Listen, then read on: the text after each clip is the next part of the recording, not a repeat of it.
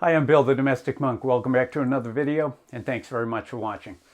So in my last video, I reviewed a couple of recent mainline movies about St. Padre Pio and St. Francis Cabrini. And in them, I was critical of the lack of Catholic spirituality in both of those movies. Pio, I don't know if I would recommend at all, given that it wasn't really about Padre Pio to begin with, and the main story of the movie was slow and dreary and pretty hard to follow. Cabrini I recommend as an inspirational underdog story, but just don't expect it to be a faith-based film. In this movie, I'm actually going to recommend a Catholic saint movie that combines the real-life story of the saint with a good story, good acting, and good production. If you've watched this channel before, you probably know that I have a daily devotion to the lives of the saints. And as part of my daily prayer routine in the morning, I read a profile of the saint of the day. This practice is encouraged by the church, and there's no better way to study Christian virtue than by becoming familiar with the lives of those who have most nearly attained it. That has developed into an annual devotion for specific saints I'm especially drawn to, all of whom I have mentioned on this channel in previous videos.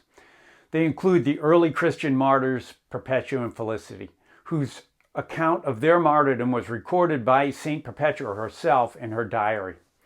The transcripts of the great Saint Joan of Arc, which are instrumental in overturning her conviction and resulted in her becoming one of the most beloved saints in church history. And of course, the Confessions of St. Patrick of Ireland, which is his own personal account of his conversion to Christianity and his mission, which converted a pagan Ireland into the once great Irish church.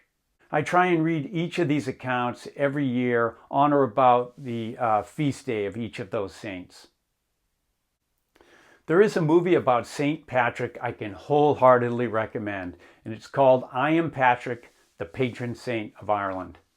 If you've read St. Patrick's Confession, you'll see how closely this movie follows his biography, from his youth in England, his being kidnapped and taken to Ireland where he was enslaved, the call of God that compelled him to escape slavery and return home, only to voluntarily return to Ireland, where he was in great danger as a fugitive slave, in order to evangelize the people who had enslaved him. Unfortunately, the movie is a little difficult to find. It's only available through the Christian Broadcasting Network, who produced it. You can buy the video on their website, which I'll leave down below in a link. Fortunately, you can also get a digital version of the movie along with the video, because I lent mine out a few years back and I never got it back. Besides, I haven't had a DVD player to play it on in several years anyway. This is a great movie to watch with the family as part of your St. Patrick's Day celebration this year and every year. It'll give you a much better understanding of what life was like for this great saint from his own words, his own account.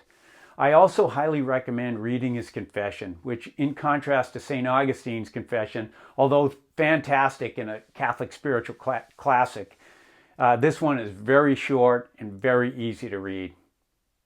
As Catholics, we need to learn our faith, love our faith, and live our faith. Familiarity with the lives of the saints of the church is a great way to do just that. St. Patrick, pray for us. If you enjoyed this video, please give it a like and share it with others. It'll help the channel grow and reach more people that may benefit from it.